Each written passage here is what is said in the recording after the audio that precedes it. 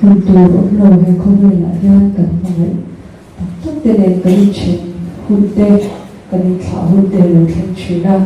là cái nào có thể ăn hay là cần thêm hơn là rồi cần luôn vậy là giống giống tê cần mình tùy là tê mình chụp lại sạch rồi này thì bà mình thả ra cho ta vào mình tỉ là giống này